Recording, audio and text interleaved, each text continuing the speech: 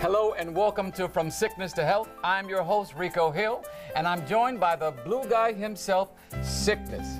Can you imagine having all the power of the universe, the wisdom and divine ability to speak chariots into existence, but yet choosing to walk everywhere? In Luke 13:33, Jesus states that he would walk today, tomorrow, and the day following. It is truly amazing that Jesus walked everywhere he went. That's because they didn't have cars. I think you're missing the point. Well, what is the point? The point is that Jesus was teaching a valuable lesson. And that is the topic of our program today. Oh, don't tell me. Today, we're going to talk about healthy people. Jumping around, breathing heavy, sweating all over the place, acting like they enjoy it. But they're really a bunch of phonies. Yeah, I'm excited about that. The topic of our program today is the benefits of exercise. Where are you going? Walking off. That's exercise, right? Well, you stick around because we're going to have a walking, jumping, and maybe a little sweating for him program for you today. Roll it.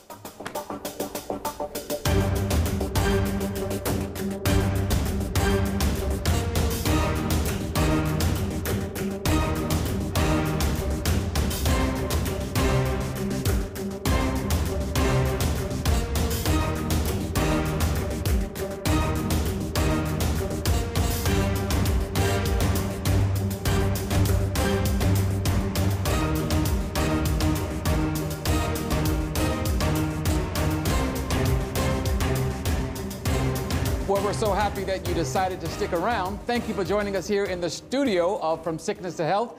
Today, as always, we have an exciting program for you. Today, we're going to be talking about, as we mentioned, exercise. And if you have a regular exercise regimen, you can X your size. And that's what we want to help you do. But before we get into the discussion, and it's going to be a good one, we want to say hello to our co-host, Sickness, who is on location. How are you, sir? Oh, I'm doing good. I'm playing it safe because, as you can see, it's raining outside and looks like somebody tried to exercise. That's why they called the ambulance. So, yeah. Okay, well, we know that you have more to share. You're going to go to another location. We'll check back in with you. In the meantime, we want to say hello to our guests. Today we have joining us here on the program, Reedlyn Brady, who is a physical therapist. We wanted to bring in a physical therapist, somebody who knows about the human body and how to exercise. So thank you for being here on the program. Glad to be here, Rico. And joining you right next to your side is your lovely wife. We like to bring in husband and wife teams because it makes a more interesting program. So we want to introduce to you Sherry Lynn Brady, Sherry Lynn, that is, Brady, and she is an occupational therapist. They are a team in ministry, and they both have a passion for health. So welcome to the program also. Happy to be here. I'm glad you're here as well. Now, we have found that with just regularity in an exercise regimen, a person can add 10 years of rejuvenation to their life. That's amazing. And the human body, I know you know this, the human body is the only machine in the history of the world that wears out when we don't use it. It's the only one that wears out when we don't use it. So we want to use this amazing instrument that God has given us. Why? Because we notice that research has shown that when we don't exercise, there's a correlation with lack of exercise in diabetes, high blood pressure, high cholesterol, obesity, and heart disease. So today we want to turn this around through this discussion. But before we get into it, I know you're anxious to get in. I know you're anxious. Let's turn real quick to Sickness and see what he's got cooked up for us. Sickness, where are you? Hey, Rico. I'm down here walking at the local fitness center, encouraging people to be real. Take this guy, for example. He's as real as they get. He really doesn't want to be here. His wife and doctor convinced him to come here for his heart, but he can hardly wait to leave. He's been spending more time at the snack bar and the water cooler than on these silly machines. My suggestion, of course. Hey, buddy, is that your wife? Oh, no. Coast is clear. You know, I like to reward athletes like this with a candy bar. Back to you, Rico.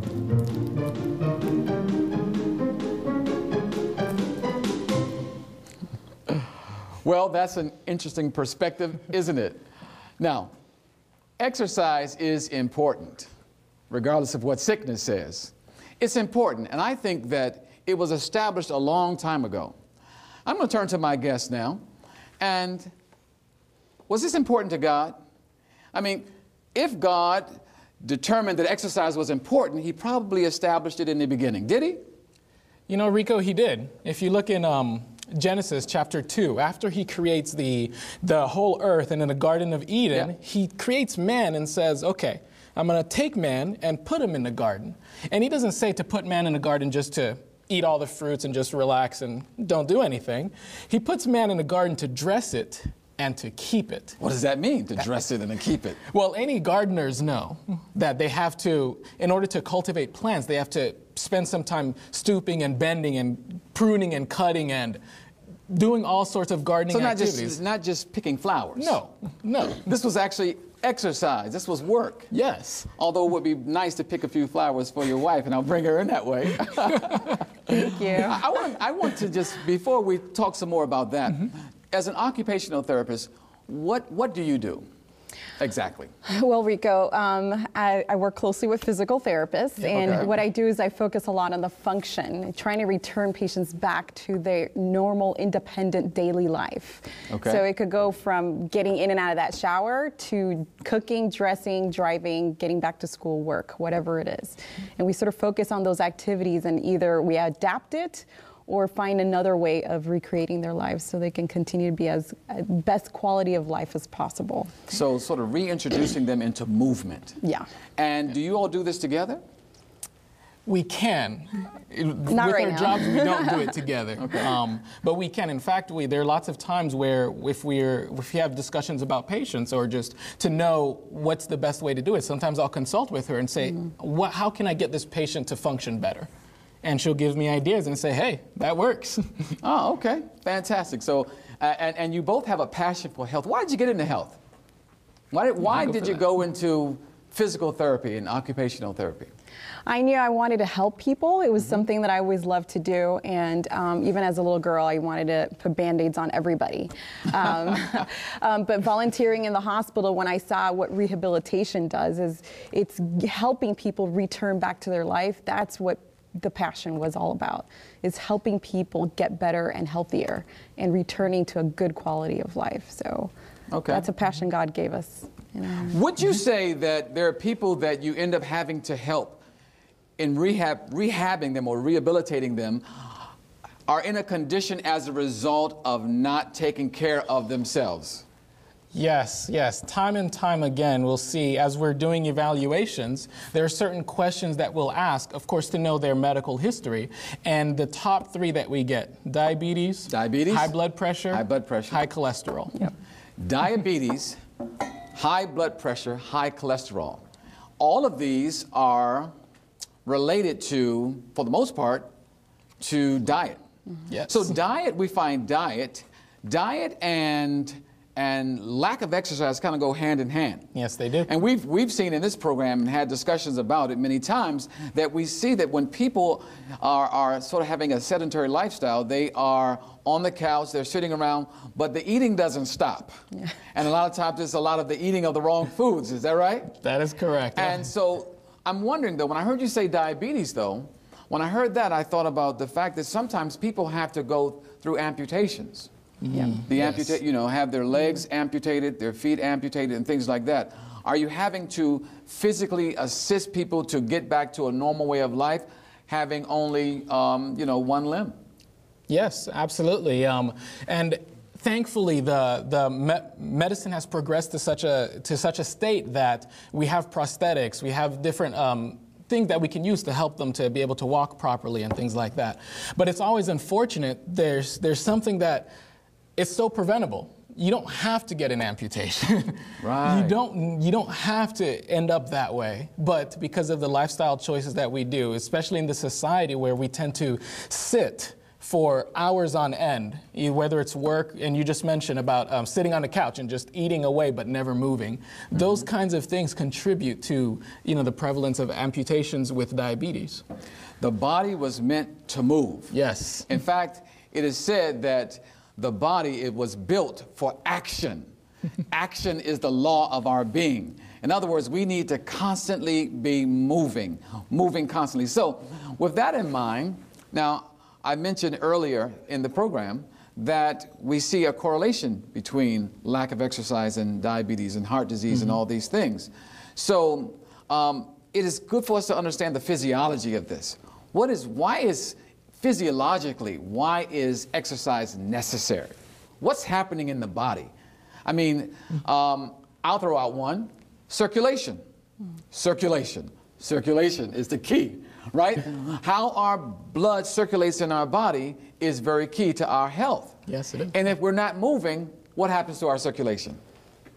It just slows down, and nothing gets to where it needs to go to keep your body functioning properly. It slows down. It slows down. Well, let's kind of break that down a little bit.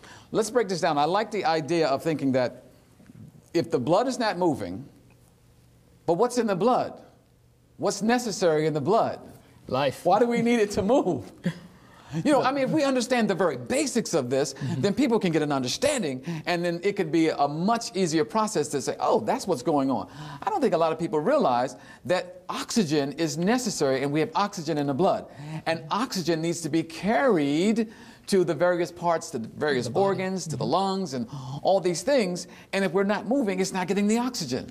Rico, I come about that all the time with my patients. I work mostly with people with neurological issues, strokes, brain injuries, Parkinson's, all that kind. And what happens is we have to really emphasize the amount of exercise they do, because they need the maximum oxygen that they can get in their brain in order to heal. So a lot of times, especially with people who have, an underlying diabetes, their diabetes even gets better because they have been exercising, increasing that circulation, getting that oxygen to their brain. That actually helps their neurological issues as well. And to piggyback off of that, when the body's not getting enough blood, first of all, blood is actually moving through your body at about 41 miles per hour. With every pump, it goes 41 miles per hour if they measure it. Exactly. So now especially when you're exercising. Especially when you're exercising. Because it revs up the heart and heart rate and all that. Okay. Yes. So now imagine if you're sitting and you're not really doing anything, that blood slows down to like traffic. Like rush hour traffic, so the blood is not even moving that's a anymore. Beautiful analogy. Rico, I'd like to bring some clarity here. We gotta check for some clarity. Okay. What's the clarity that we need here? I don't think that everyone is fully understanding the advances in society. See, I hear talk about hearts pumping and things.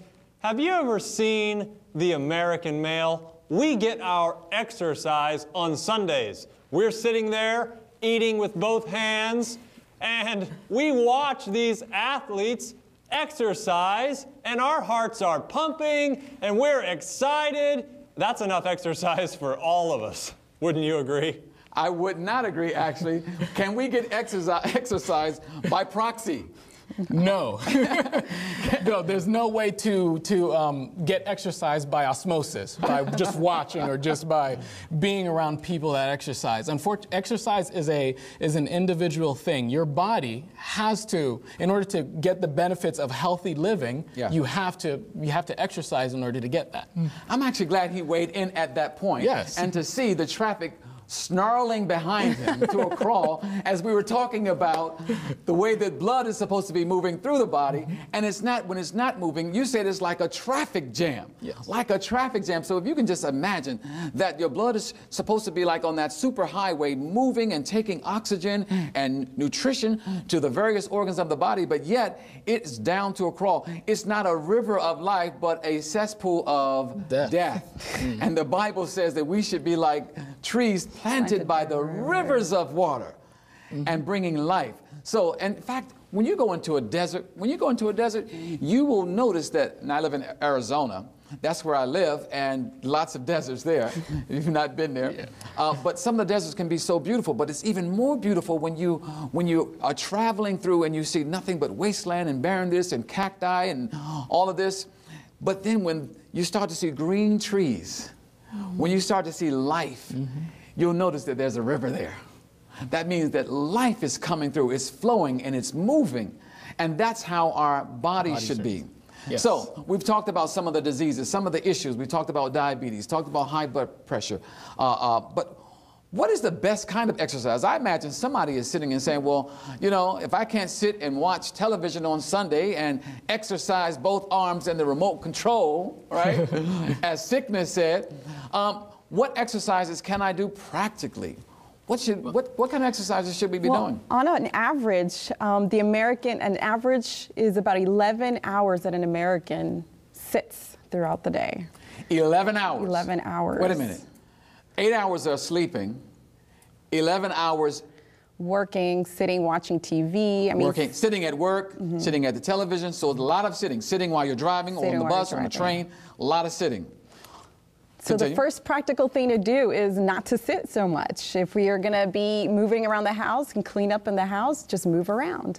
You know, if we're going to be, if we're going to be in the car for a long time, you know, park somewhere a little further, walk over a little longer to distance. So there's quite a few little practical things that we can be doing. Taking the stairs and not the elevator. We love elevators, don't we? Or escalators. Escalators, yes. Or you can run up the escalators. Sometimes you could do that. Well, don't run. But you can probably go. Then you'll end up with us again. So a lot of those things that you mentioned, and actually it's established in the Bible. You pointed out that when God created the Garden of Eden, he put man there to dress it and to keep it, to garden it, to tend to it, right? Notice how God did not say to, okay, you're in the garden, now I want you to do some squats, some deadlifts, some power cleans in order to keep up your body. God gave practical exercise for man. And as rehabilitative specialists, we give practical exercises. Yes, we like the squats, we like to do it, you know, to give those exercises. But a lot of the time, I tell patients, okay, you're sitting in a chair, a commercial comes on, go up and down. From sitting to standing to sit. Stand, sit. 10, 20 times. And that'll just kind of get... That'll get everything going, yes. Wow. See, and I love the point you just made. You said when God did it, it was practical. Practical things that we can do. Not something that, you know, because I think a lot of people get discouraged when you say, you know what, you got to go get the gym membership, and then you got to pay for that gym membership, and you've got to, all these different things you got to do, and you say, do I really want to do all that? And we get discouraged. But let's look at this practically, and the most practical thing that you can do is walk. In fact, they say walking is the second heart. Why? Because we find that those calf muscles play a role in pumping that blood up to the heart. It gives an assist there so that the blood is actually circulating. And when we're not walking, not exercising, that blood becomes what? Again, we get back to the circulation. It becomes stagnant.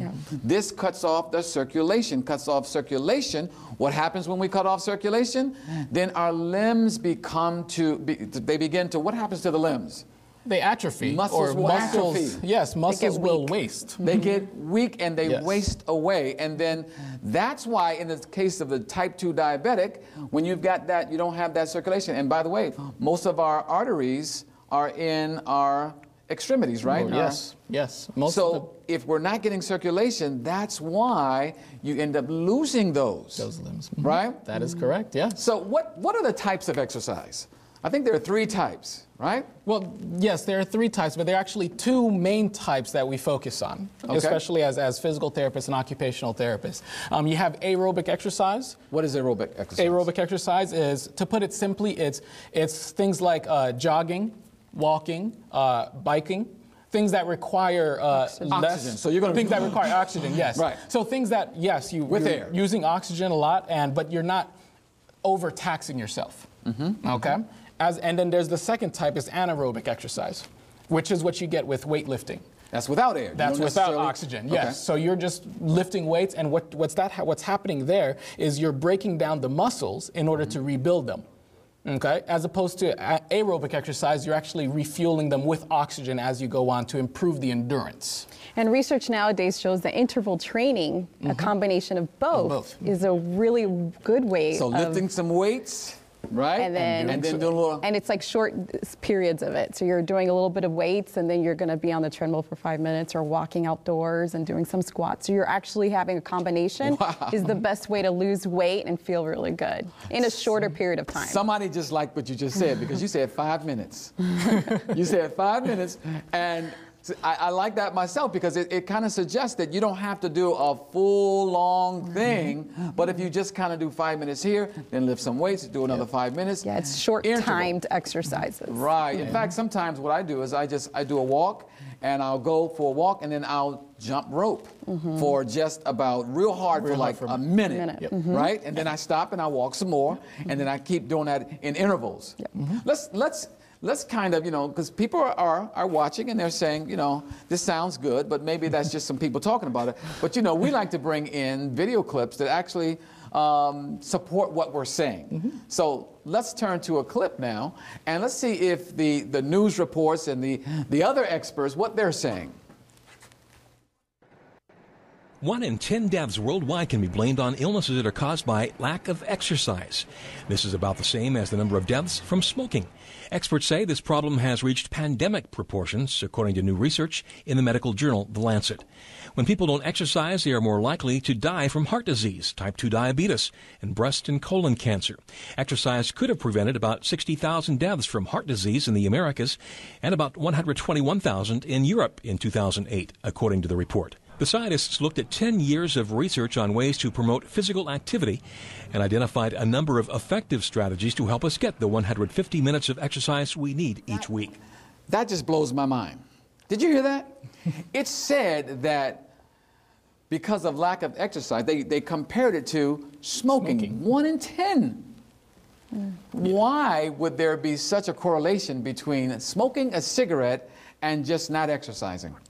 Well, smoking, we just mentioned that lack of exercise causes their blood to not pump efficiently. It makes it stagnant. Okay. Smoking actually has the same effect, because smoking prevents blood flow to the extremities. It prevents proper healing, which in order to heal properly, especially after surgeries, you need blood to get to the area. So circulation, so smoking impedes proper circulation, which is why doctors always say if you're going for surgery, they ask you, do you smoke? And throughout the surgery and the healing process, they recommend do not smoke, or else the healing process will slow down and you'll just be getting worse. So we can look at that and say the same for exercise. Yes, you can almost, a doctor could almost ask, are you exercising regularly? That's the conclusion that I draw. Right? Compared. To compare those. And that's the question to ask. Are you exercising regularly? It's found that, I believe, 66% of Americans do not do vigorous exercise for at least 30 minutes a week. 66% of Americans, of adult Americans, do not exercise on a regular basis. Let me do the math. 2/3. Yes. 2/3 of Americans don't get regular exercise. Wow. That's a huge number. I know what that means. What does it mean, Sickness? That clearly means the majority know what they're doing. And when you talk to experts like me, I've done some major studies and research, and the conclusion is in. People are perfectly happy letting other people exercise while we stay indoors to prevent emergencies like this. I don't like. Go ahead. Sickness, I'm glad that you brought that out, because also lack of exercise increases the risk of death by up to 40%. That doesn't sound very happy to me. No, that doesn't. So although the majority is not exercising or not being physically active, unfortunately, the numbers point to an increased risk of death in the future. Wow, that's amazing, because, I mean, you can't dispute that. No. I mean, while it may be a nice thing to hang indoors and watch TV and then be confronted with all of these lifestyle diseases like high blood pressure, diabetes, et cetera, et cetera. And then those things require medication, which slows down the process of death a little bit, but eventually you're heading down that downward spiral to death. It's $24 billion it takes on medical expenses in 1 year. It's estimated for a sedentary lifestyle. Responsible is estimated Hold up, for I have to look right into the camera. And I have to look right into the camera and say this. $24 billion, that's with a B. $billion. $billion in medical. healthcare costs because of a sedentary lifestyle. Now, wow, this has been, we could just go on forever. Our time is wrapping up, but I'm hoping that people have heard something that just connects with them, that inspires them to want to just get out and just take a walk. You know, I like to just get out in the early morning or in the evening. You know, on some programs we talk about how getting sunshine and fresh air, that good oxygen, getting that exercise and water, and how all these things help us to just be healthier. And, you know, if you just take a walk outside, you're doing those four at one time. Fresh air, sunshine, depending on where you live, water, and that exercise. We cannot live without it. You guys have been awesome. This has been a great program, great discussion. Thank you. I hope that you can just go and think about this. You don't have to join a gym. All you have to do is get out, and if you're just sitting around, just get up, and sit like down. was shared with us, and just stand. That can be exercise for you. Until the next time, just keep moving. Yes. We appreciate you joining in with us, and we'll see you on our next program. Thank you. Thank you so much for being with us. Thank you Rico. for having us. Thank you. Appreciate it. When God created Adam there in a garden, he was perfect. But yet Genesis 2:8 says that God placed Adam in a garden to dress it and keep it. This was his exercise. Truly, God knew from the beginning what we needed. Who would ever imagine how a lack of exercise impacts the human body? God did.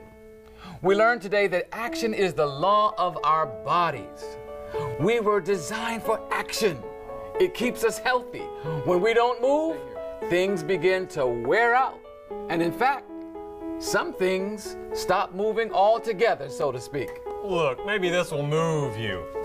You cannot ignore a movement in the world today. With the rise of these beautiful televisions with higher and higher definition, and our smartphones, with all these apps and social media, it really gives us a lot of activity. Just leave it alone. Well, one could safely conclude that you're enjoying this trend. I am. And maybe that you even started this movement. I don't want to brag or anything. Well, on this program, we're starting a new movement. We're taking people from sickness, that's you, to health. That's God. God who is all health, and he wants us to be healthy. Guess how I know that? Let me guess. 3 John 2. Beloved, I wish above all things that thou mayest prosper and be in health. The Bible says it. I'm Rico Hill. I'm Sickness. Follow God's plan and be healthy. Maranatha.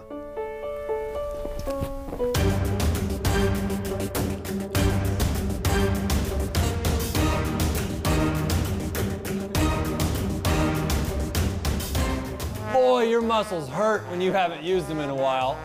Ouch, that was intense. I can hardly walk.